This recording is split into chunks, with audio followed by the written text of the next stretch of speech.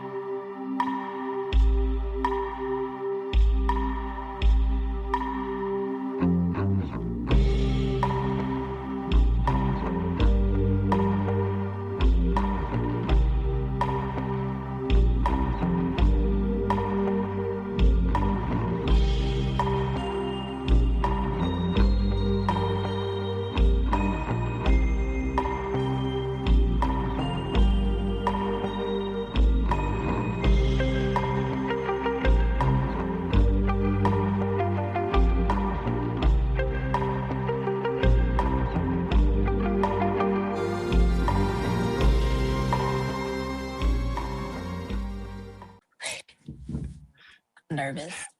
I know you're Just start at astrology. Let's start at astrology. How did you get into astrology, and how do you approach it, and what do you and in what ways do you feel maybe you don't feel distinct, or maybe you do, or maybe like how is your approach different, or how would you tell people to understand their own birth charts? Let's start there. I think that's a good place. Okay. Well, I got into astrology originally because at the time I was like diving through holes and like looking into conspiracy theories and all that. And so, once you get exposed to a lot of it, I mean, there's a lot of bullshit out there, but there are a lot of things that ended up being true, especially now happening in the world. Now it's like we're seeing it come to fruition. But it kind of just led me to a place where I'm just like, okay, like if there's all this shit going on behind the scenes, then like what's really the purpose to life and reality? Like why are we here if there's all this like, evil and things happening? And so I wanted to, and I was kind of like on a spiritual path already, but I wanted to find something that could kind of like lead me to those kinds of answers, but also lead me to discovering more about like myself, what I am supposed to do. My life kind of just being lost, and it just, very like Piscean, rose-colored glasses life. And so I'm always going with the flow. And so I didn't really have like solid footing or like a purpose in mind. I kind of just went with life. And so one day I just asked the universe to like send something to me, like, a practice that's not a religion, but it's something like that, something that's spiritual, something that has like evidence and proof, and, like connect me to who I am. And I don't know how it happened, but eventually I stumbled across astrology. And so that started, I mean, I knew about it, right? Like we all know about like our sun signs and whatnot, but it led me to looking deeper into it. And so through that, I started getting into Vedic astrology. And I did that for like a year. And through that system, I was able to basically like reconnect to myself and really discover myself and basically get that confirmation. I'm not crazy, or, like I'm not a weirdo, like, you know what I mean? Like listening to this one astrologer, he goes by KRS Astrology. He's pretty popular on YouTube. Like watching his videos and him explain things like in sidereal astrology, I'm a Virgo rising. And so he made a video on Virgo rising, and I watched, and I was just like completely blown away, because when I first saw that video, it felt like for the first time, somebody finally understands me. And like, I finally like, it's like I finally have like a not like a mask. I say that because rising sign, they say, is like your mask, but it's more like a face, like having like an, you know, like a sense of self, I guess you could say. So that's how I got into astrology. I appreciate that. I think it's a good because it gives it kind of our discussion like a material ground of like where your starting point was, and I think that's very like vulnerable but also honest of you to like say, Mm, you know, you knew something, like we understood astrology to a degree at the very beginning, but right. you We know didn't. about our sun signs. Right. And you know I You identify maybe looked up, very strongly with mine, so maybe you're right? telling on me and that's okay. No. Well, like growing up, we'd read the newspaper and look for our horoscopes. And you'd go and look up yours and read what the horoscope says. At least that's like what I did. Like my grandma was into it too. She would read our horoscopes. So like that was my understanding of astrology. I had no idea it was anything deeper than that. So when you started like getting deeper into astrology, was this before or after you started learning tarot? And or you could think of it like my question as what part does tarot play? Do you connect them at all, like tarot and astrology or oracle and astrology? And do you feel like there's an intuitive relationship between the two? Like, is it psychic or is it maybe something more material wisdom science? Like, Mm, you've heard me talk about like how boys prefer more material, like text-based wisdom science because we are just less Sefiratic and we have a harder time with like the ideas of like emptiness because obviously we don't have a womb, and that is kind of like the primordial emptiness, of course. And so we tend to be very analogical, hode-like, and like path mm-hmm, working. And women tend to hmm, be a for sure. lot more intuitive and a lot more Sephirotic, a lot freer in space. Yes. Oh, well, I got into tarot first. I, I don't know what got me into it or like interested in wanting to do it. But I remember I had been like 12, 11 or 12, and I wanted to get into tarot. Mom said, okay, well, you got to wait till you're like 15, I think it was. I can't remember the age, but she said I had to wait before I could get it. And then let's just say like my 15th birthday, maybe my 14th, but I don't think it matters. She took me to a psychic eye bookshop. It was called Psychic Eye Bookshop. And in my first tarot deck. And at the time I was a Wiccan. And so I was already kind of like dabbling into kind of world in that realm. And so yeah, I got into tarot that way. And I didn't read for anyone. It was mostly just myself or just, it was very experimental. I might have read for a couple of friends, but like that wasn't, I did that. And then in my 20s, it's a whole other story, but I ended up ditching all that and like I threw away my tarot deck and everything and put it all to rest. And then I would say sometime years after that, that's when I got into astrology because that's sometime after that when I threw away my tarot cards and kind of like denounced everything. I was kind of just in a open, empty space when it came to like what I believe in and all that. And then around the time I got into astrology, that's when I like restarting like a spiritual path. And so got into astrology then. And then later I got back into tarot. I want to say when I was like 30, between 30 and 32, a friend of mine, an old friend of mine bought me a tarot deck and she sent it to me. And so that's what got me back into tarot.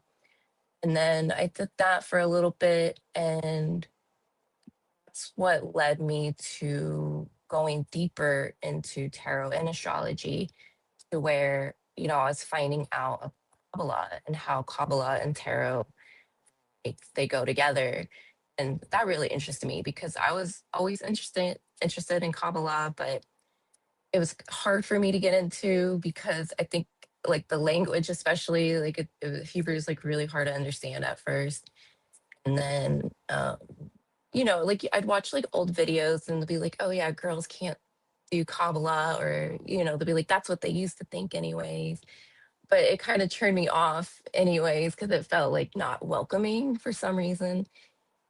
And but anyways, so it wasn't until tarot that I got into it and started diving into it and learning. And then that's when I started combining the astrology with the tarot.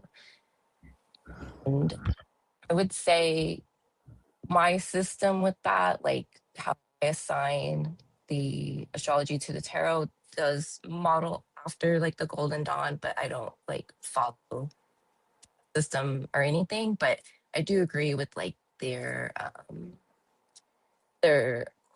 correspondences and how they assign all the different things to the cards. I mean, you said one of my favorite words. I don't know if I should What? pronounce it my usual way, or like should I Okay, try and like level up Kabbalah. Um, level up.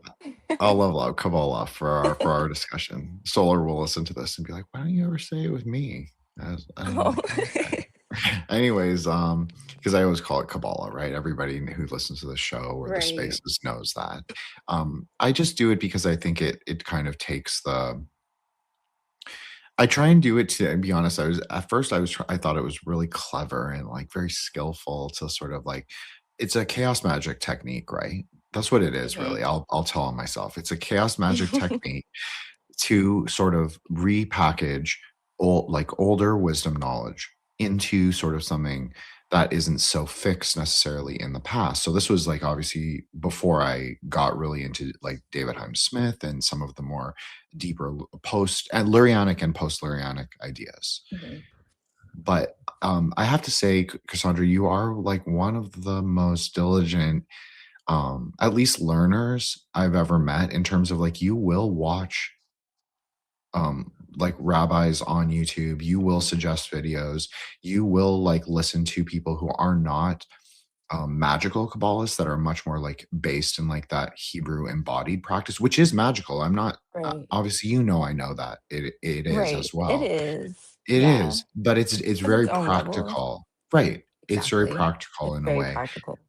And it's actually a good way for people to learn, but I understand that it's not like they want the lightning strike, right? Like that's what everybody wants. So Right. it's not, Yeah. but that is a way to path work to build to it, is what I've Yes. realized. And so I guess in my own Kabbalah journey is that I've realized, okay, you need to have like a good balance of speculative Kabbalah, like speculative ideas, like maybe Sefiratic experiences. That's how I would describe it. And then you also need to have this very grounded embodied practice. We talked a little bit pre-recording about like how I'm trying out this thing of Hesed maxing or whatever you want to call it, um, because I probably haven't exercised that well in my past, like in my life, in this life, like in the way I've speak to people or engage even with myself. I think this is a big part of Hesed too, is like your self perception of who you are and how you are in the world, and are you viewing yourself in a way that's like truly reflective of like reality. So, anyways, I didn't mean to talk about myself or my No, Kabbalah it's thing, okay. but I love that you can balance both, and I think that that's the best, in my opinion. So, obviously, I think I'm the Yeah. best, in the sense of like the internet um, battleground. I always say like, oh, Jin's the best callist I know, but actually, I would say if you were asking me, it's you and Solar are the best, even though neither of you would admit that. No, well, I'm not like advanced or anything. You definitely have knowledge than I do. But I say that from like I don't read the books, you know what I mean? Like I'm not like read or anything. It's my most of it is through my own experience or just my understanding. So that's probably why I don't see myself as like a Kabbalist or anything. I say I'm a student, I'm very much Yeah, learning because I've only been doing it for maybe 4 years. So, it's not that that's long. a long time. That's a long time. I know Well, that's not like 20 years, like sitting in a hermitage in like Ukraine or right. whatever, Russia or whatever it is. Yeah. But it is, Cassandra, that's really good. You should give yourself props for that. Most people can't Okay. stick to a full path of wisdom science. And I actually would consider you, um I don't even think of myself as advanced or anything. Like I definitely think of myself as a student. Like I'm Mm, constantly learning new things, as you mentioned. Like Hebrew mhm. is, I mean, it's a magical language, right? It It is like is a flower, very and it much. constantly unfolds. Like, um, I think you and I even talked about this, like the idea of like Dean being Gevra, and like I had heard that before, like obviously, but it kind of like was like it was a spark, you could say. It was like erotic spark, and I when I heard it, I was like, "Oh, click. That makes so much sense." Now I really can link, like Gevra and Hesed together because I Mhm. didn't really understand that kind of Dean portion of Gevra like that. You can be restrictive, but that doesn't mean being quote unquote mean. It actually just means that Mhm. you retain something for yourself. That's okay. Just boundary. Boundaries. That's a perfect way to describe it. So I just want to say good job on that. You get my lightning strike sticker, Jen, for whatever it's Nice. worth, Cassandra. Not that you need my approval, but um, you know. Uh, well, what? Okay, so I preach. So why don't we do a little chronopoesis? I'm rather fond of that. So you mentioned like you started out in Wicca. Mhm. I know that I understand that we all start somewhere, right? Like Mhm. even for me, we all start somewhere, and I'm not saying that you have any of those ideas now, but you and I share a lot of kind of Gnostic-y ideas that are also reflected in Kabbalah. They're not necessarily like Mhm. traditional Jewish Kabbalah, but you can express them in the tree. So I want to ask you, like, in what ways were you drawn to this kind of magical system of Wicca? Whether we think Wicca is like the system or not, and obviously we've matured since then, right? But like, what drew you to that, and then how have your beliefs like evolved into this more like kind of Gnostic Kabbalah framework that you use now? So yeah, I don't exactly remember what really drew me to it. I'll say growing up in the 90s, it was a thing to like there was vampire movies and witch movies and TV shows and all that. So it was already like kind of just a thing, alternative world was pretty popular. And so I would say that probably had some influence over me through like the pop culture. Also, it just interests me. And from what I remember, our neighbor came over one night and she was like, she introduced Wicca to us. She was getting us into it. I'm pretty sure like that's the only thing that got me into it was my neighbor coming over, introducing it to us. And I don't remember exactly what we did or what we talked about. It's say that's where it started. And so from what I remember, I would just like get books and visit like the psychic store, and just kind of hang out and then friends into it. And so we kind of just I don't know how true it was to like actual Wicca, but it was just like something we did and it was something I was into. And I've just had experiences in my life, paranormal, spiritual, or whatever you want to call it. Like, I've always just had these weird experiences. So I think through Wicca, it kind of helped me like ground it, a little bit better. Um, yeah, like I don't really remember it because I was so young, but I just remember reading books and like making up spells and like making up sigils, like just doing dumb shit and, just kind of having fun with it. Like I would go in the kitchen and just grab whatever dried herbs my mom in the pantry and just like mix stuff together in a bottle. Like, just like I was just having fun. But, coming out from that, I would say a lot of what I got from that learning about the deities, especially Pan and that sort of thing, and then Wicca is very focused on the goddess as like the main idol, I guess you could say, and so from that, that's kind of like where I get like my introduction to like the goddess and like the feminine, I guess you could say. And so I carry that with me now. I think you wanted to lead up to like there's something else too. I mean that I think we're doing it. I think like we're path working right Right. now, right? Like I think this is what it Okay. I think you gave the exact there's no right or wrong answer. But I think you led into Right. it is that you said, okay, Wicca introduced me to this feminine divinity presence, the idea of Mhm. it anyway. There's like the spark in your mind, right? Like the kernel of pomegranates. And but it led you into something maybe greater now, and as you're saying, you carried it with you because there's something kind of true about it, right? There's something kind of true There about the is. idea that like God, even if you want to just use a very normative kind of we'll say Hebrew framework, there's kind of just true that the idea that God has a wife. I mean, it kind of makes sense for how the multiverse or universe Idea. unfolds. So Yeah, I like that idea. I mean, Christianity, it has its pros and but I think a big, I guess you could say, is the lack of a feminine archetype.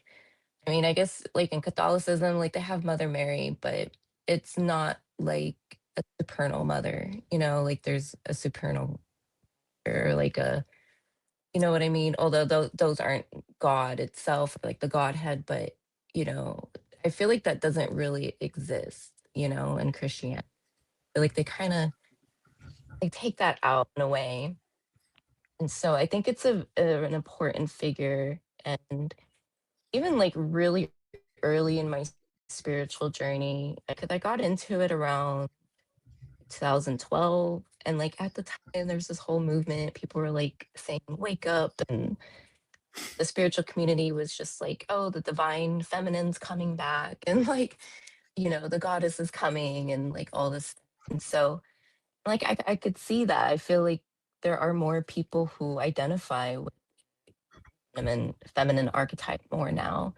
And I think that's pretty cool because I think that's been missing for a really long time. And I think, what? you Sorry. know, yeah, go ahead. No, no, no, no.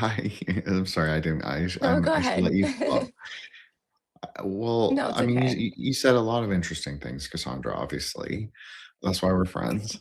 Um, for real. I mean, but I agree with you that a lot of Christianity, well, Protestant. Let's just like break down Christianity for a second, just in the Mhm. Kabbalah of it. So Protestantism completely rejects kind of like any Kabbalistic reinterpretation of the Godhead or God or anything. Like I would say it fundamentally rejects metaphysics almost. Maybe I know a lot of people will be mad at me for saying that, and that's fine, but that's kind of as a mid-level metaphysician, that is kind of how I understand.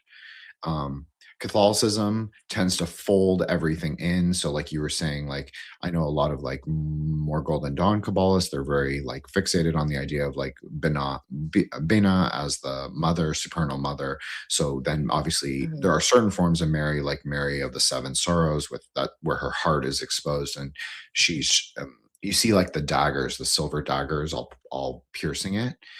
I would say that that's like a very much a form of that sorrowful mother. And so they try and sort of fold in.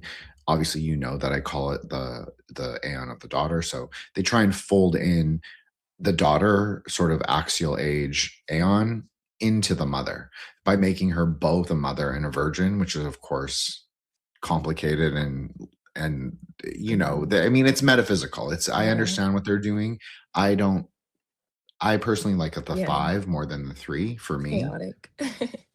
It is, yeah, it's a little, and then you also Yeah. have her as, like, the bride of Like the three. Christ, and yeah, I like the 3 too, of course. I like the Mhm. 3, I like the 5, and, um, I think that 10 is actually if you're asking me, like, I think 10 is the magic number, the 1 and the 0, but that's me. Obviously, Platonists have a different idea that they prefer the 9, and that's totally fine. And Mm, I'm not that mean. I mm. wouldn't say that I'm not negating their reality. Yeah. I'd say all of those systems are pretty useful in their own way, I guess. Yeah, absolutely. Absolutely. And like I like Christianity for the reason that it preserves like this Aeon of the Sun idea. But even with that, like they fold in Aeon of the Father stuff with the Sun. Like they make him a rising and dying god, much like I'm not saying it is Osiris, but there's mythological elements in that story that are more father than son. And so I think in a way, like you were Mm, saying, like 2012 was kind of like a threshold, you could say, for the spiritual mhm, community. And we sort of walked through a gate where we were recognizing, like, yeah, actually, we don't have to reject all that. Like, we don't have to be like haters, but we can actually like say, okay, well, maybe the cabal of this is not how it should be.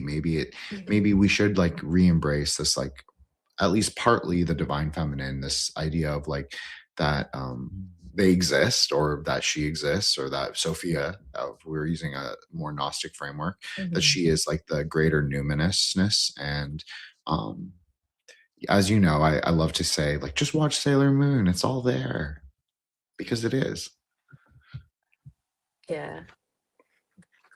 Yeah, however you want to identify feminine. I think divine feminine is like new age. And I'm okay with that too. Mhm. There's so many there's so many deities or whatever, you know, even like for me it's, very formless, the divine feminine and masculine. It's not like person or a deity to me. It's I don't know how to describe it. Mm. But yeah, like however people identify it, I think it's important. Like, Mother Mary identify that within the Christian circle. But like you said, it tends to take like I think what they're doing there with what you're saying, like how they fold everything in is like they're trying to like make up for everything that came before, like all the thousands of years before, and kind of just like cram it all into one thing. And it's been like what 2000 years since then, and it's like hasn't changed or evolved or anything. So it's I don't know, it's kind of like in a way becoming a little outdated, I guess you could say. I'm not sure where I'm getting at with that there, but No, you're totally right. That's legit perfect. I'm not just saying that because we're friends, yeah. obviously, but I mean it. Like that's a very astute Kabbalistic kind of observation. It's not Mm, it's a fixed eternalist framework, right? It's kind of like when I've mhm, criticized like the Golden Dawn Kabbalah, it's not that I'm criticizing their understanding of the tree. I don't think their understanding of the tree is wrong. I think that it's wrong to sort of view it as completely fixed. And so I think that what you're saying is totally right. Like that's what Catholicism is, right? Catholic means universal.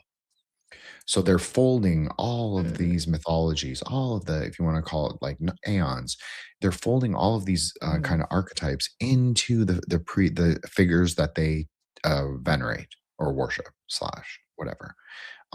And so yeah. they also use the saints, right? That's a big part of like both Catholicism and Greek and like Orthodoxy. We'll just call it broad Orthodoxy, Yeah. is that they use the saints to sort of expand out the tree, if you want to call it that. And I think that it's interesting, but it's also kind of a mistake, because once you get too far into multiplicity, it's like you're saying the correspondences become so far away from like what they should be and sort of like the root of the truth, you could say. I think that that's probably that's a problem for me. I think that once you're getting into that kind of Tiferet Bina connection, which is what an institution really is, you're always going to be very slow to change with the times. Mm, It's so much more difficult to sort of be like, oh, we need to update our model. Like, how can you, if you've said that this is the only way the truth can be presented? mhm.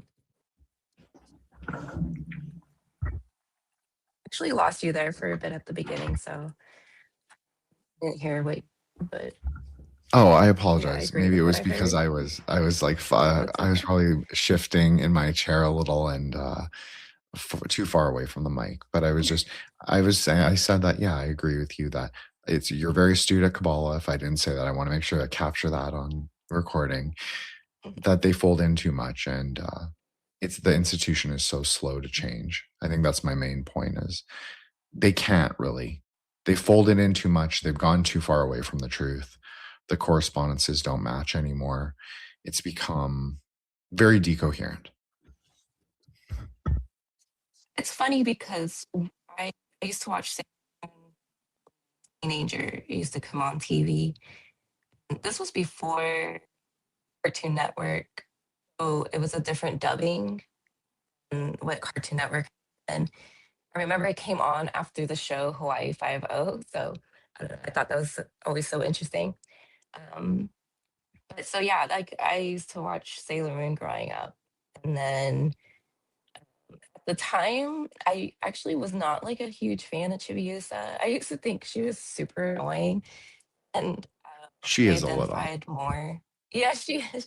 She's kind of whiny, but and kind of pushy, and like I just didn't identify with that kind of archetype, I guess you could say.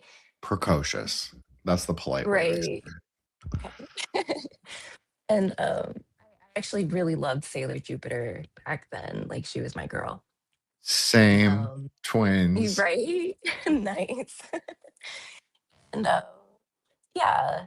And oh, with my profile picture now. Okay, so I will say I didn't like Chibiusa, but when she became the Dark Lady, I was like, "Oh, who's this girl? Like, go off for real." Like, and like I really identified with her and like kind of like how she got there, I don't know, like I was just like I could relate to like her struggles and stuff and what made her become the Dark Lady. And so that's when I started to like her from that.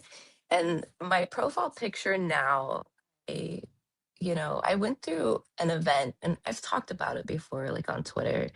So I'm not going to go into detail what happened, but I'm not afraid of talking about it. But like I went through a traumatic event and it really changed me in so many ways. And it got to the point where it was just like I don't want to be a victim to my own stuff. I want to rise above this and overcome this.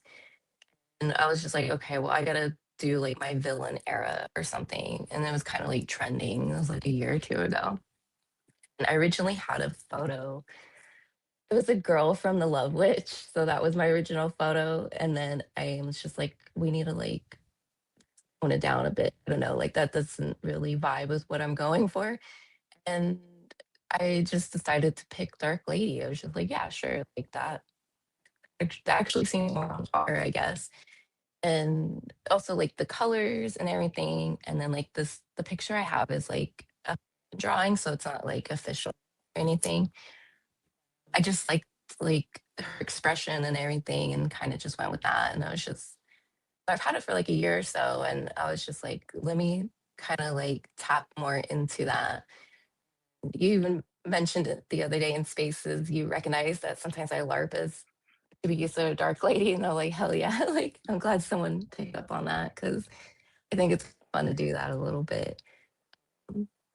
It's kind of like there's magic in it. I'm kind of just not like casting spells, but I'm kind of just working here a bit. Well, okay, so first of all, you know that I think it's the Aeon of the baddies or like the reform school baddies. So Right, honestly, the Dark Lady is the perfect archetype. She represents the right. dark of the moon, right? The dark side of the moon. And she's psychic. She's not necessarily like, yes, of course, she's a magical gyaru or whatever you want to call it, like genre wise, but her power is really the most psychic of all. Like Mm, it's love, right? Like there's nothing more powerful, more psychic, more connective, more karmic than that. I'm not trying to be like we don't have true. to talk about love in any way. I'm saying that for Chibiusa, for the Dark Lady in particular, like that is part of what sets her on the dark path, right? Is that she believes that um, her father and her mother hate her, so she Mhm. kind of like she's very Sophia, right? Like very much in a way. Like I'm not saying she's like Sophia as in like her fullness or anything, but because she's forgotten, she's kind of become ignorant of who she Mhm. was. And so I think that she's the Aeon. Like if you wanted to ask me, Jin, like who the sort of media property, the mediatic Aeon is, I would have to say at least one of them Mhm. is Chibiusa as the Dark Lady. Now, when she sort of remembers, we could say, who she is and becomes again Chibiusa, it's so interesting because then that's when she meets Pegasus and it has her first kiss and it's like so Mhm. romantic. And it is kind of, it's very much it's very Aquarian. There's something very Mhm. Aquarian about it all. And this like like this prince that emerges not from a frog but from like this kind of a unicorn, I guess is kind of what Pegasus is in the series anyway.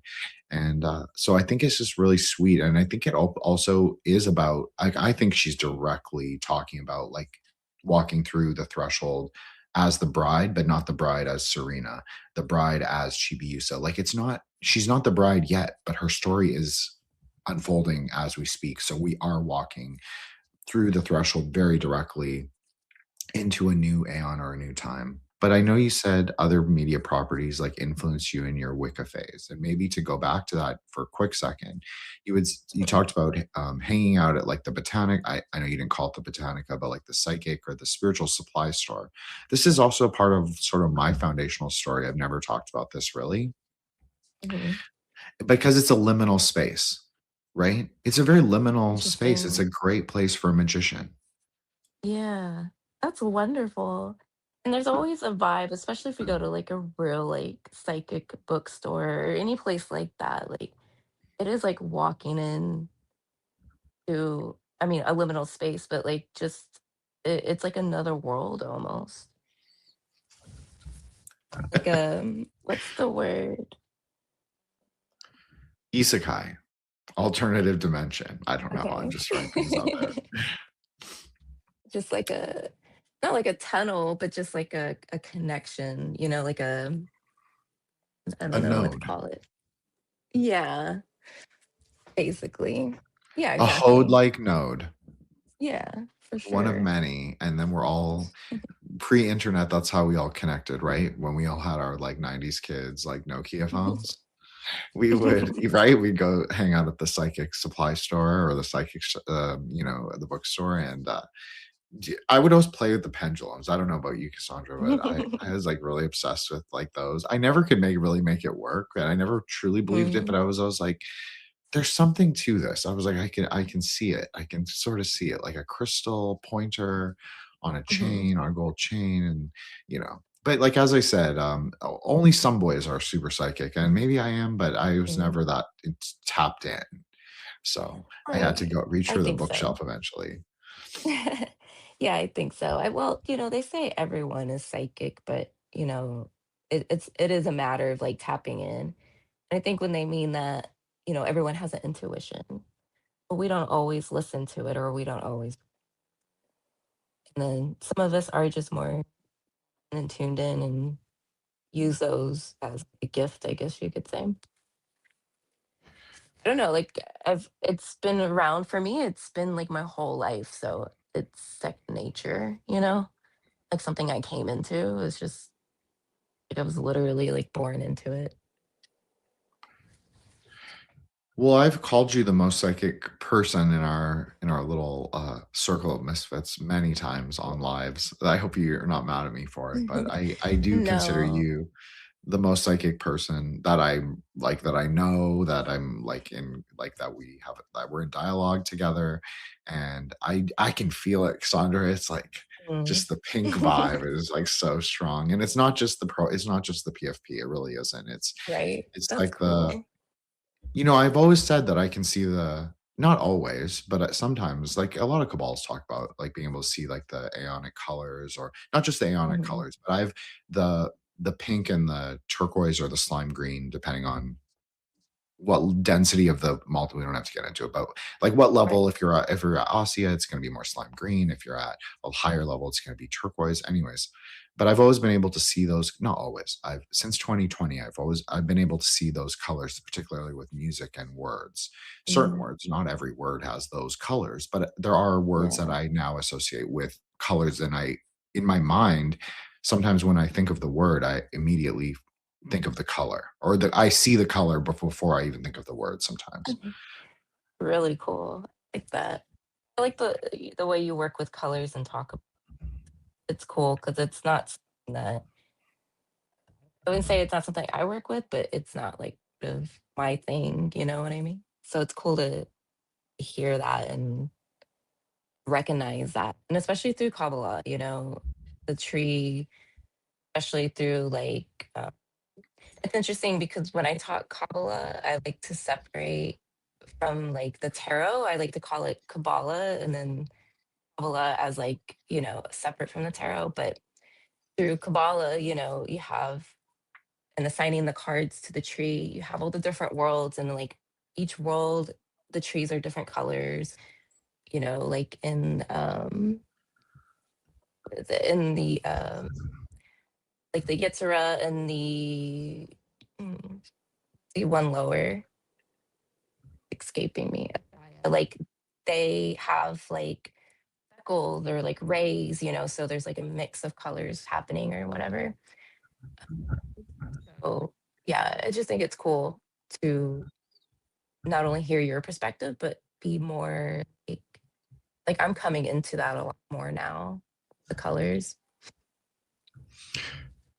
I think it's beautiful that you said that, and thank you so much for Mhm. saying that about the way I approach Kabbalah, because I mean, for me, the color density is what I always say is the most profound. Like, I don't expect other people to necessarily have my same Sefiratic experiences or see the words as flashing colors, like you were saying, like the rays. Mhm. They do change, like like they fundamentally change. They're described as changing, and um, even before I started reading like more hardcore medieval Hebrew Kabbalah, that is the way I experienced a tree. Like those are things I actually saw where I didn't know how to describe it. I just knew, Right. oh, I see like silver tinsel, or I see Mm. gold flashing, or I see like an emerald ray, or I see the pink ray. Talked about a Mhm. lot about this in spaces. And so I just I'm glad that you're coming into that, because for me, that Yeah. is the level of where you're getting into something interesting. You are pushing through, like we were talking about, you mentioned that bookstores, or the psychic sort of botanica, we'll call it, is Mhm. is a node, but it's also part of the tunnel. Like you're still kind of like not outside the cave yet. But the color density is like where um I think the light of reality is sort of like it's actually being pierced. Like you could think of the color as that. It's like rays of light of the highest, at least the highest part of the tree of Keter, like literally like piercing all reality and filling the Sephira with splendor. So it's so dynamic. Like that's how I'm just saying from my perspective, that's how I experience it. So I'm so glad to hear that it started like that's happening for you, and you Yeah. kind of you can at least understand to a degree like what I'm talking about, and I don't sound just like a mad person on LSD or something. So Right. No, yeah, it's cool. I think it's important. I mean, especially if you want to like I don't meditate with the tree too much, but I guess one of the best ways to go about it is to think of like the colors associated to the tree, or to the Sephiroth or the past, whatever. I think it's like an easy access point, I guess you could say. that's a great point. That's such a great point. I wish I had said that. I've never even talked about this honestly on any other episode. So I'm again Okay, that's grateful that you cool. Hell came on. yeah. Yeah. Hell yeah. Yeah, I agree with this. Like if people want like practical Kabbalah advice, like that's actually a really good way to start the Mhm. tree. And like the maybe don't start at like I know people will be like, oh, where do I want, I always tell, like, say in spaces, like where are you, where do you want to go, and how are you going to get there? And so we're at Malkuth, kind of, or at Yesod. Mhm. both really. And so Right. we have to, figure out like what is our path going to be to get to Keter if that's our goal. Mm. And so, but for a beginning color, I actually think Yesod or Tiferet present the most interesting opportunities. And there's a kind of gradient of like pink purple that exists at Mhm. both Tiferet and Yesod. So if we're talking like Aeonic colors, and then obviously the slime green can be Hode like, but it can also be Hesed when it's turquoise. I'm gonna go on a limb and say maybe if people are interested in like approaching Kabbalah in like more flexible Aeonic ways, like to start meditating on the Aeonic colors. And I think people will be like, "Oh, it's not a dude color like pink," and it's not a dude color. You're totally right, but it's the color of a flower, right? Like a marshmallow or a cherry blossom or anything like that. And any pink flower. It's to remind us Mhm. of the ephemeral nature of like God and the world, and it fades, but it's also kind of a magic color. If you're a real magician, you'll Right. appreciate pink because it's when the you can always think of it like almost like Swarovski crystals, Mm. how they like illuminate, and it's kind of like almost fake, but not fake. It's kind of Mhm. just like it's like the cut glass is like refracting the light in so many variations, and it's just like effulgent. And Mm. that is what pink is. And it's kind of like I call it the color of diamond thunder. And so our brains actually put on pink, but that is the real color. It's kind of like the Crystal Millennium Kingdom. It's like the crystal castle on the moon. And it's like I was gonna say being that. The sorry. reflection, I was gonna say that, yeah, the reflection of the moon, I mean, of course, I should have let you say it. No, it's okay, you said it. But It yeah, was that's what said. it That's is. what's important. I agree, but I invited you on, and it is your hour. Yeah, it's cool to be able to do that, to find your voice. And for me, it's something that I think is really important, especially if you are a Kabbalist or you work with magic or whatever it is, if you work with these kinds of mediums, divination even, it's really important to be authentic. And the best way to be authentic is to speak your voice and to say things. You don't have to say everything, but you know, i- if if you're not afraid to articulate it, I think that's what helps you connect even deeper and again, just be more authentic, be more real. I'm trying. I'm really trying. It's so alien to me to like put your feelings and your fullness out there. I know you know me on like a maybe a like a more we joke and call it the emo level, but Right. for sure I do find it challenging. I'm not the most trusting, and Mhm. like that is largely of my own making, right? Like that's not like I know people, especially on Twitter, will say, "Oh, so many people have wronged me, and it's like my life is a Loretta Lynn song," and like, and I like Loretta Lynn, and like that, especially that Jack White album that was so peak, as they would say, at that for me when I was a kid. But it's not. It doesn't have to be like that.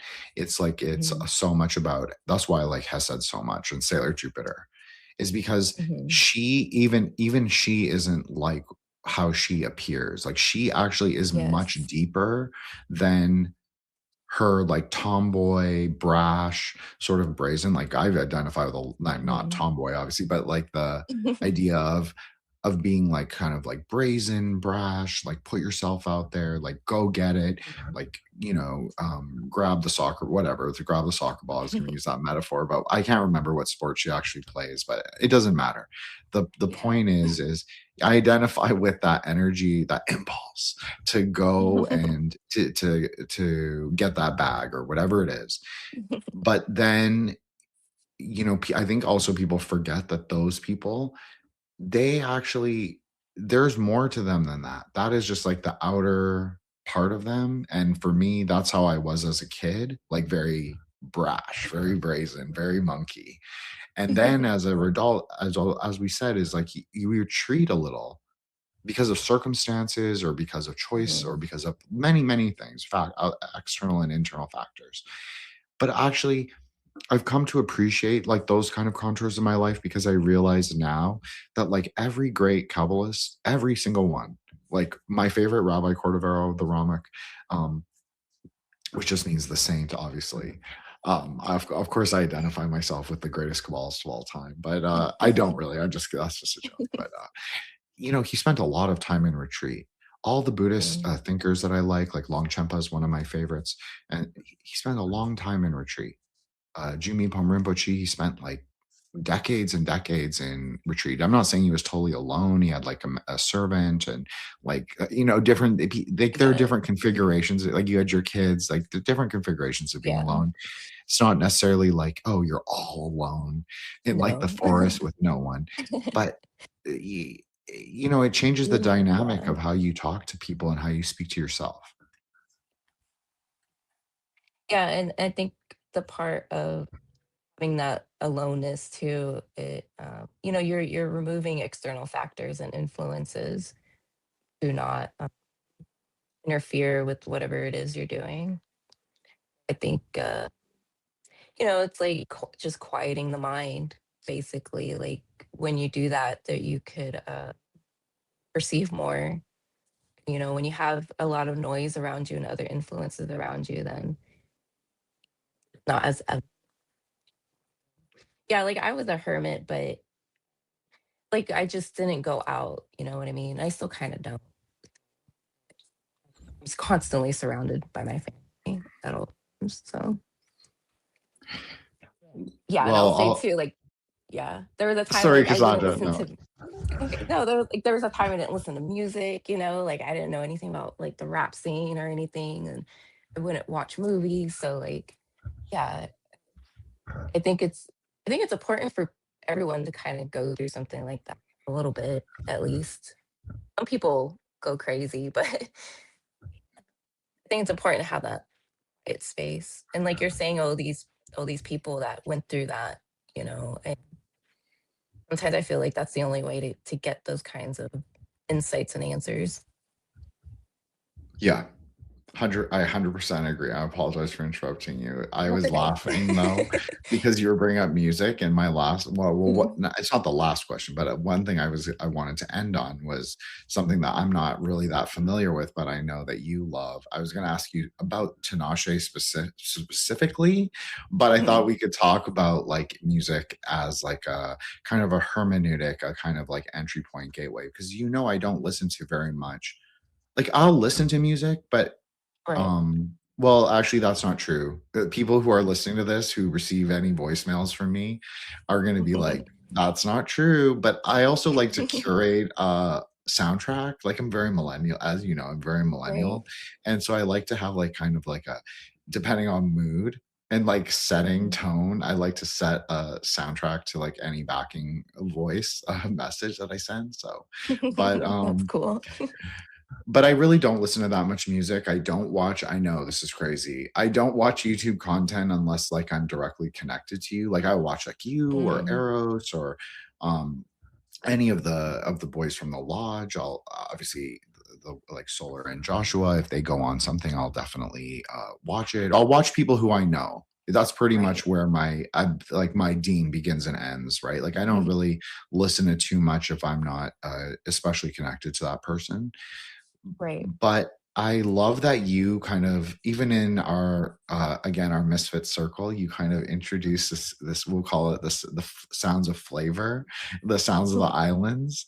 Nice. You bring it back. Oh yeah. So why don't you talk about like why you love Tinashe first of all, Mhm. and then also just like music in general and how you see Mhm. it, and do you see it as having like a metaphysical relationship to reality?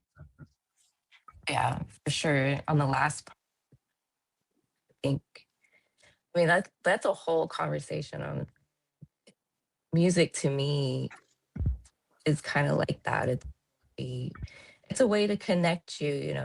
I mean, if you think about like movies, like Disney's really like known for it where there'll be like a sad scene or something and they'll just play like a certain note and like that note can like start crying or whatever, like and so and it's like that in movies, like if you listen to the soundtrack, like you know, you could hear a song building up to the moment, and then the moment happens and the song unleashes, right? And now you have a whole new experience other than just what you see on the screen. And so I think music is like a huge it's really important, and I think it's a great way to really connect like, to mm, your own feelings and stuff. And I guess I wouldn't say I have like spiritual experiences, but there's definitely like a deep connection there for sure. And then Tinashe, again, I don't know how I come into these things, but I remember seeing her. Well, it got to the point with music where I started getting into like lesser known artists. You know, I was getting sick of the mainstream. And so I'd go look for lesser known artists, and Tinashe was one of them. And so this was, I think she was signed to a deal. um, You know, she just wasn't popular. Like she was putting out mixtapes. So I discovered her through her mixtapes. And then like a year later, she dropped her debut album. I don't know what it is. Like I've even like looked at her chart and try to like see any connections there. I usually can like see a connection right away with an artist I like, but I don't know, like she just I think it's just her lyrics, her the way she sings is very different from like other artists, you know? She like I don't know how to describe it, but I don't know, just like I really connect to her voice and her lyrics even whenever I do get around to like reading them or looking at them. There's a the way she says stuff is interesting to me, and she sometimes will put in like these little hints. You know, she seems like a person who is like really spiritual too, and she'll just say these little things in her songs. Mm, I don't know, they're kind of just like a surprise. They're kind of like little hints. I don't know how to explain. Well, all women are skywives, right? In a way, or Dakinis Right. at least, in a way. So maybe you just it's like real recognizes real. Maybe you could say Mhm. that. But she is an incredible Yeah, for sure. dancer, and she does She kind of remind is. me of Aaliyah. So we both like Yeah, I Aaliyah, could see so that. that kind of makes sense. Yeah, I could And see that. she's a baddie. So Yeah, for sure. we both kind of like that in different ways or like for different reasons perhaps, but yeah, I think she's cool. The reason that I know who Tinashe even is, like I don't really listen to that kind of music. It's not a Yeah. pejorative, but my favorite band for a long time was a band called Little Dragon, which is from Sweden. Mm. And the lead singer is Hoppa, like me, right? Like, but she's actually half Japanese, half Swedish. Obviously, I'm not half Japanese and half Swedish, but similar enough. And so Tinashe did a song with them. There are like little elements, like sometimes she's talking about. I think in the song she talks about like I can't even remember. It's just Mhm, like very it's like so subtle, but sometimes I'm mhm, like, "Oh, like is she talking about like this Sefiratic idea?" But not like I'm not saying like mm, Kabbalah. I'm just saying it could be psychic. Maybe she doesn't even understand it like mhm, that. It's just like, yeah, yeah, I totally agree with you. Like she's talking sometimes at times she is talking about something like more fundamental. And I think that artists who do that actually are much more interesting and much more mhm, I mean, a lot of male rappers, like male hip hop guys, definitely like ASAP Rocky talks a lot about magic. If people, mhm, I know people are going to think that's crazy, but it's really not. If you mhm, listen to his stuff, like he's talking about like really serious like OTO ideas, Kenneth Grant. mhm, Like you can even tell from like the way his videos are shot and the colors he wears and the for everything. sure. But Recognize that for too, yeah. exactly, but women have to do it in a different way. They can't just, like, go and be like you were saying about the love witch. They can't just go and do every video as, like, a witch. They have to kind of Right, embody it in a different way. exactly. So, I think that she does that, and I think that's what you like I don't know, I shouldn't speak for you, but that's what I appreciate about her is that she's so subtle in the way that she kind of presents her, um, I guess we'll call it psionic connection to the multiverse. Yeah. Even has a song called "I Can See the Future." think I'm sure she does something, I'm sure she's familiar with, the things we talk about. Well, especially if you're in the industry. And she's an Aquarius too, so that's another thing what I like about her that I've noticed with others who are Aquarian is they tend to make music that's very different from what other people are making, even if like, let's say like the melody or like the rhythm's the same. Mm, It's just like to me, they'll drop like music that sounds so different, and then like a year or two goes by, and then like everything sounds like that now. So they always seem to be like ahead of the curve a bit. Like her first album, it's called Aquarius. And, like I swear, you could probably drop that album today, and it would still brand new. At least some of the songs on there would sound brand new. And so she has like kind of this timeless sound because it doesn't sound like anything else. And so I appreciate artists like that because it's like true artistry. I'll say another thing too. When she did her mixtape, she would do them in her bedroom. Like she would record herself and write her lyrics. And I don't know if she did all her beats on her own, but sometimes she did. But like she kind of cultivated herself and like in her bedroom, in her little, I guess, liminal space, I guess you could say. I love that. Yeah, it makes her so unique. And a lot of artists do that. And artists like that, they're able to connect to something authentic again, or true to themselves, I guess. I mean, I guess you could get that experience in a studio, but it's more raw, artists for the most part they tend to start anyways. Well, I thought it was interesting you said she's an Aquarius because then obviously immediately I'm thinking Aeon of the Daughter. I'm like, oh, you couldn't really have a better archetype for that. Like, yeah, I always Leo. joke like it takes the boy, a Sagittarius boy, and an Aquarius girl, and then there's the Aeon of the Sun and Daughter right there. I don't know if I'm Love that. projecting. I don't know if maybe No, I that's am, maybe cool. I am. But I always thought of it like that, right? Because Yeah. there's a part of Sagittarius that is obviously very not Gemini, very mercurial, but then there's a Hmm. Jupiter. Are really ruled by Jupiter, but there's a Hmm. part of us that's mercurial, and then obviously Aquarius can be said to be ruled by Saturn and also Uranus. So there's something very Hmm. rebellious about both of those two signs, and Yeah. it's not necessarily that they have to be together. It's just Right. that the kind of like the vibe, the energy of that is like can be rather explosive. So I just think it's really Hmm. interesting. And it's also coming from sort of different directions on the tree too. So um Yeah. I love that. I like that she dances, right? And Dakinis, this is the thing that I think a lot of we'll call them neo-pagans, but we're not obviously referring to all paganism. But they forget this. They see the statue of like a goddess or whatever, or like a Hmm. feminine, we'll call it female divinity, and they see it and it's like that's what it is to them. It's fixed. But in Hmm. tantra, the dakinis, especially for, we're not talking about goddesses necessarily, but they are like stars or sky wives, and so they dance. That's their whole thing, Hmm. is they dance in the sky. So I think that actually is part of like a, we don't have to get into it this time. I hope you'll obviously come back and we'll talk about more things. If I didn't scare you off, hopefully No. not. But um, I think that is part of it. Is I think that there is like a movement element, and like obviously Gurdjieff is really into movement. Like all his students are into movement, and so I think it's really important to see, especially if you're going to say women are dakinis, or there are women are at least in some degree dakinis. There has to be an element of movement in that. It's not static. It's not just like they're not like statuary to be worshipped. It's actually like the interaction with them that is important. Right. Yeah. No, that's a very good point to bring up about her dancing because she is one hell of a.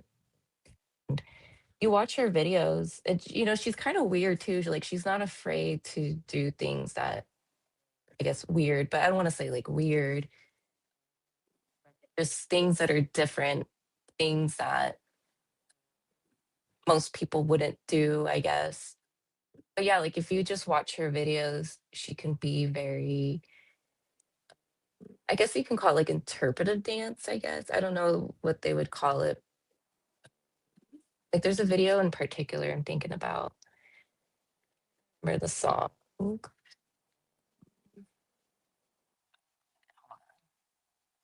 Stormy Weather. So like she's got a video for that and it's all just like the dancing is very expressive and it's strange and all that. And so she seems to really like she'll like convey things through her dancing and through her body and she's very flexible too, so like she could really she has like a full range of expression through her body, I could say. And then yeah, there's the videos where she's twerking and all that and doing all that fun stuff, but like her range is, you know, incredible. And like what you're saying, how the goddess isn't fixed, it's very fluid and movement, and that's definitely a practice that you'll see like in feminine circles where dancing and movement is actually part of your practice. Like you're supposed to do that and you're supposed to wake up inside of you. And actually like take an interest in belly dancing. I hope to one day take classes because I like the concept of like in belly dancing, like you're dancing from like the womb, you're dancing from your belly. So it's not only very feminine, but like you kind of wake that up inside of you, that kundalini, maybe even, you know. Hell yeah. They I totally agree. yeah. Yeah, I know you're saying it Yeah. like from your belly. I know everyone's gonna love this because they're gonna be like, "Oh, if Cassandra's saying this about belly dancing, then Jin has to be Mhm. more open to Sufism because I'm a notoriously like a kind of like anti-Sufi bro or whatever. Like that's not my Yeah. style of magic or Kabbalah. But there's a lot of overlap, right? Mhm. So everybody I like multiple people have always tried to be like, "Well, Jin exists in Sufism too," and then but then they're gonna say, "Oh, Cassandra said it." Jin will agree with he never goes against the Skywives, which is true. Right. Yeah. Sufism's cool. I don't know too much about it, but I think it's cool. There's a channel I watch. He does like the magic squares and it's pretty cool, but again, it's like a whole other thing where like now I have to learn Arabic or whatever. And so like I'm already struggling with, you know, the Hebrew words on the tree. So I think I'll just stick with that for now. But like, Sufism's pretty cool. It's very similar. It's very, very similar Yeah. to esoteric like Judaism in many ways. They probably are just extensions of each other in the opposite direction. Mm. Islam tends to be more focused on Gevra, and Judaism, especially like Hasidic, obviously Judaism by its nature, by its name, is more focused on Hesed. So Mm. obviously, I'm not saying that like the Judaism is more merciful. That's not at all, and Cassandra gets No, that. I Like, get I'm it. not saying that at Yeah, all. yeah. Yeah. I'm just saying their orientation to the tree is more of those polarities. So but they're very similar. They're very similar. Like Yeah. even I can see it with my like not so Abrahamic um, kind of like worldview on it. Like I can see their magic squares. Oh, it's so similar to the tantric ones. It's like you just have to plug in the Mhm. numbers, the specific sequence on the specific planetary trine, and then you can Mhm. like kind of use it as an amulet. Oh, that's not that big of a Right. deal, right? Like just very simple planetary magic, but um, you know, they have their own Kabbalistic tree as well in the different kinds of Sufism and like even the sort of recitation of the names of God, just like certain Jews do, they have that too. So when I'm saying that, I don't really like it. It's just me being a bit of a cultural. It's just a cultural preference, I guess. But um, Right. Yeah. you know, because like you have to think, like my dad's from Indonesia. I'm not like the most um in tune with like Islam and like how it manifests in culture, but that just might be a Mhm. specific thing to me rather than me being like a hater in general. Right. Yeah. No, it's like that for a long. I mean, like, you know, before 9/11, who knew about like the Middle East, at least here in America, you know, like the world was never really there, you know, more prevalent now, I would. Yeah, same like Sufism, like, you know, me stumbling upon that, you know, because it's being broadcasted a lot now. exposure to That's a it. great point you made, and oh, sorry, Cassandra. That's okay. You're good. I was just going to say that's a great point you made about 9/11 being sort of like I always call it like the gateway. Like we joke in the chat a lot about the gateway project or the gateway program. It's not really a joke in a way, but I often think of it like this because there were Sufi actually spells in the Twin Towers, like in gold. If you look Oh my through the God. building, at it only is at twilight or dusk. So if you look through the old pictures of the Twin Towers with the sun setting, you could actually see Mhm, the reflection, like very much like Kabbalah, like right, like you could see the flashing gold mhm. of the letters that were actually interlaid in between the windows. It's really interesting. So you Did could not say know that it that. That was is like crazy. it is like a gateway when those went down to our like broader like to globalization almost. If you want to use like a very 90s kind of like end of the millennium term, it was like we were not, you're right, we weren't globalized in many ways. Like Mm-mm, partly yes because of NAFTA and all that, but our worldviews were much more limited by our mm, geography. The internet did not exist in the same, not nearly the same way. Now we mm. interact with people from all over the world at all times. It's extremely saturated, including Yeah. YouTube, including like all social media. Yeah. But we see so much of the world now, like in a very different context. So yeah, I would say definitely that's very astute. Again, there you go, Cassandra, the prophetess. You know, that's why she's my true homie, I'd say. Right. Yeah, I mean, think about like Y2K. Like, I mean, here in America, it was crazy. I remember like on the side of the road, you would see people just like selling like water, like barrels of like water and shit like that. Like people were going crazy over that. And then of course nothing happened. And then a year later we get 9/11. So we definitely we say like we crush a world. The world has not been the same. You know, out of 9/11, we get the Patriot Act, and that's what allowed them to start basically surveilling us and listening in on us. And now it's everywhere. You know, the UK, for example, they're rolling out surveillance. You know, kind of. Then they want to do the digital ID, and so it's so interesting how like, the old world died and the towers fell, and now we're like entering into this world, which is low key kind of scary, but part of me understands that you know that this is just the way it is, I guess. It is kind of scary, I'm not gonna lie. Not like a Yeah. totally unafraid person, but I truly believe that, whether people use my Aeonic framework or not, I truly believe that, like, the Aeon of the Daughter is, like, the Archons do not get to win this round. Maybe next time, What? you know, we'll have to see if we're reborn. Maybe we won't be in this world. Who knows? But I believe, sincerely believe that I think that she does burn down the ark as many times as she needs to, and she'll kind of set us free from the tunnels. I find that so ironic too that I picked this profile and then coming across your space and the lodge and your concept of the daughter pretty on par with everything because that was not my intention when I picked this picture. I had no idea, you know, I wasn't introduced to that concept. Kind of funny how we're all here now. Well, it's like I don't really like synchromysticism, but it is kind of true. And that is exactly the same for me, right? Because like I always said, it's like, oh, I just did this Dakini practice for like 20 years.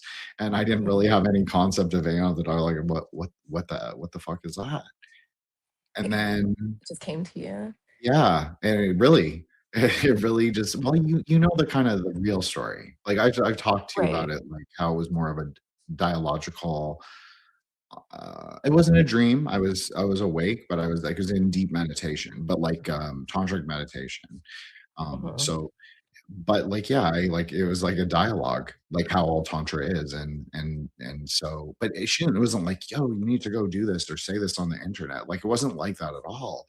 It was just like the questions on the nature of the world and how I wanted it, how I perceived it, and through the dialogue and then meditating on the sort of interactions, I would be like, okay, what do I really think? Like we were talking about finding our voice and like using content as sort of a process of, we'll use like a common magician word like becoming design. So we're becoming as we create content, because we're trying to be authentic, but we're also trying to look at what is authentic, like who are we, like what is our reflexive truth.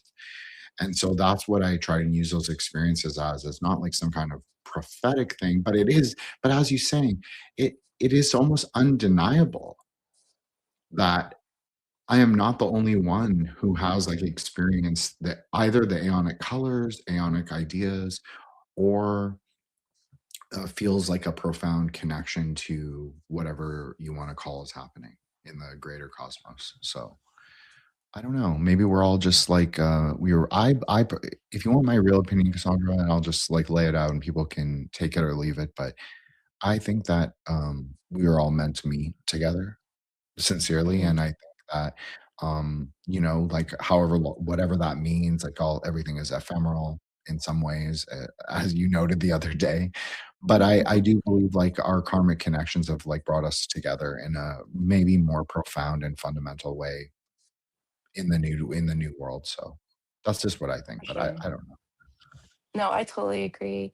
I mean, even before joining your spaces in the lodge, and like being on Twitter, I think um, like I knew I had to be there for some reason, and like the connections I've made over the years have like to me they're important, even if they're just parasocial connections. Yeah, like I find meaning in it, and all of it led me to like right now we're having this conversation. Like everything led to this moment, and so and especially everyone in the group, I feel like, and I've said this too, like we've all kind of had the same or something go on the past 5 years, and it's not just like everyone, but it's interesting how like we all kind of have like a not the same story or even a similar story, but we all like we're going through something, and then like we're together now, and there's like a Yeah, we're healing to that, I guess. But hell yeah. yeah, yeah, for Yeah, it sure. is But very the healing. It is, it yes, is. It legitimately is, because like we were talking, like I said, like Hesed maxing, whole part of understanding Hesed is understanding like the nature of other people. right. Yeah, interesting. Yeah, and then like you're saying, it's like very karmic, and I tend to live my life like that. Like I've said this too, like I try to find meaning in everything. Like even if I don't find meaning, I find there's meaning in everything regardless. And just through my experiences throughout my whole life, and like even like doing readings, tarot readings for people, or even talking astrology to people, and like people get really freaked out by things. It's like I forgot what I was getting at here, but Don't worry about it.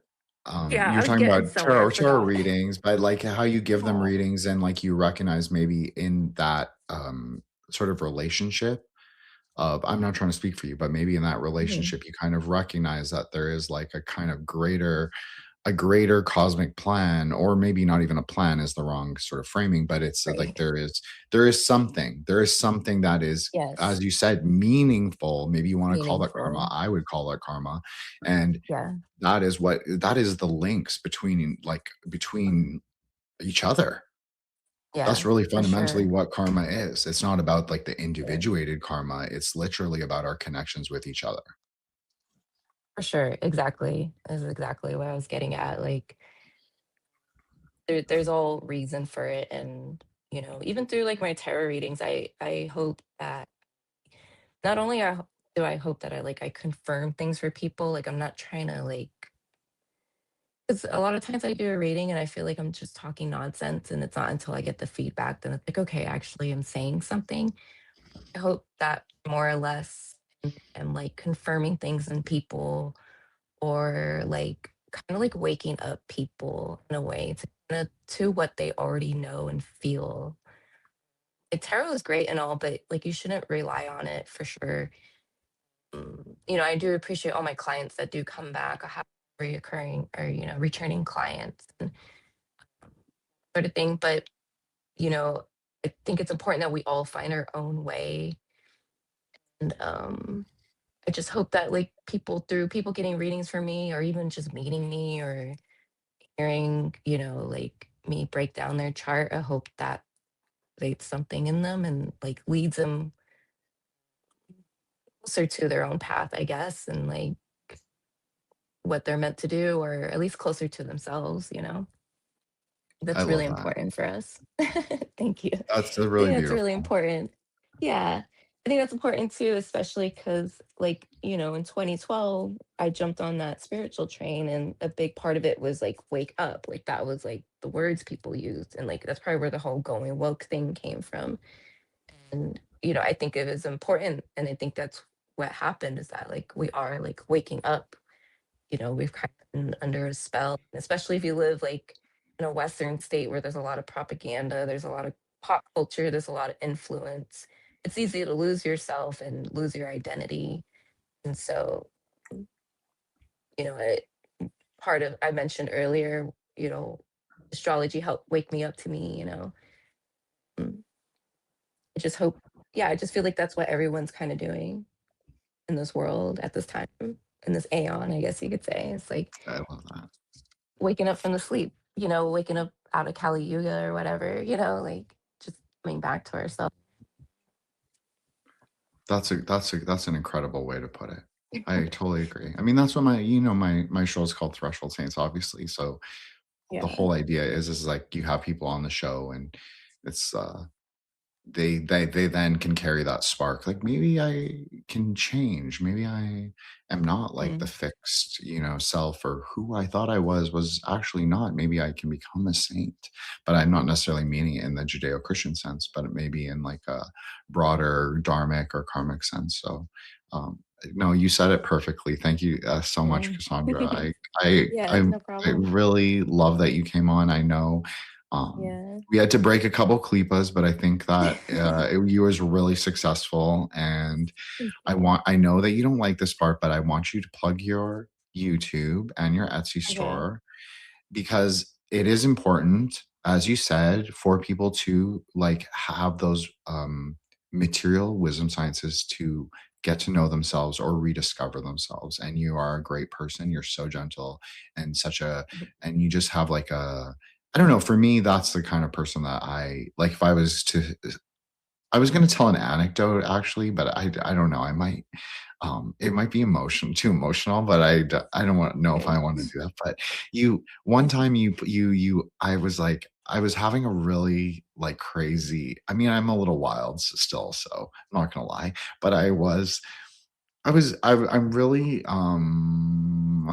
I'm just like very internal in some ways. I know it's going to surprise everyone, but I'm not good at those feelings. I kind of feel like it's gross a little. And so I went to you, and I was honestly legit struggling that day. I think I probably had like listened to like a song, and like I love drone music and shoegaze, as people know, and there's something pink and very gray about that, like pink and gray both. And so I think I probably cried and was like, I'm gonna ask Cassandra, like, she can pull an oracle, if she would just do me a favor and pull like an oracle card and just like see if I'm like totally out there wild. And I'm not saying I put 100% faith like you're saying. Like, I'm very Mhm. pragmatic about all of that, and I think you even know that. Like, I try Mhm. and to approach things in like a very, what do you want to believe? What do you choose to believe? Like, you're an agent of your own choice. And but then you pulled something that was so fucking prophetic. And I was like, is this like, I'm not Jewish or anything, but I was like, is this fucking Hashem playing a joke on me? Like, is this like, what is this? Like, why do these like symbols keep coming up, like of the arrow um and the crow and like all the different things? You pulled two cards for me, and I was just like, Yeah. fuck. And it was so true, and it was so real. And I'm not gonna say like exactly what it referred to. And yeah, it is parasocial, but something kind of profound about it too, because it's like Yeah. navigating the space. Yeah, and we can't all live in the same city, Yeah, I mean, I recognize that in my early group chat, as an astrology group chat. Like, there is it's cool to be able to meet with other people who aren't in the same place as you, and that connection. And those are just as important as the ones we have, personal in our own physical life, I guess. I mean, because we're all physical, right? Like we're existing, but we're in our own spaces existing, and Hmm. I think there's magic in that too. To be able to draw in energies from all different parts now of the world too. Like we have members in the chat who are on the other side of the world, and it's cool to be able to like kind of contain that in the group chat or the space or Yeah. whatever, and yeah, put that all in there, and I think that's cool. And I'm glad those cards confirm things for you too. That's like exactly what I try to get at. Is like I'm not trying to show you anything new per se. I just like what you already know. So that way you're not crazy, or like you're not making anything up or whatever. Like shouldn't. No, 100%. I'm much more flexible than that, but I do think that it those symbols presented themselves at a specific time, or correspondences, or what, or metaphors, whatever you want to call them, or Kabbalistic ideas. They presented themselves at a specific time that I really needed to hear it that day. And so I just want to recommend Cassandra, like, yeah, I did flex and ask her for a favor. So nobody's allowed to do that. Obviously, I don't even do that anymore. I would never do it No, again. But it's but okay if you did. Low key. I did once. So I obviously I'm shouting you out as like a immense talent, and thank you so much, Sandra. But Yes, I thank just want to you. say, like, if people can go to your Etsy store and avail themselves of your paid services, as well as your YouTube channel, which I want you to plug, and I'll obviously include in the show notes, as I always do. Right. Okay. On YouTube and Instagram as well. Just replace the I in mind with the number one. And then on Etsy, my Etsy shop is called Kaleidoscope Escape. So you could do kaleidoscopeescape.etsy.com. And I do offer tarot reading services. That's the only services I have at this time. I do have other things like jewelry and Kabbalah study guides for tarot, as well as like custom made birth charts. I'm also on Twitter at Motlesny, Motlesny.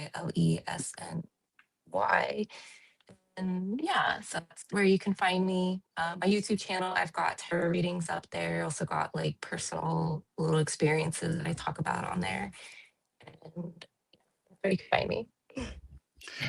Thank you so much, Cassandra. And you're underselling yourself a little, because you also have some astrology on there on your YouTube, which was really helpful Yeah, to I me. And do. you did a little series, like a mini series, which I loved. And obviously we sent it around to the group, and we're like, yeah, it was really good. And I'm really Cool. happy that we came into dialogue together, and maybe Yeah. it was like a deeper karma of like two scions, as I joke, finding each other in the greater craziness of the chaotic worlds. So thank you again. No problem. Thank you for having me on here. I appreciate it. You're most welcome.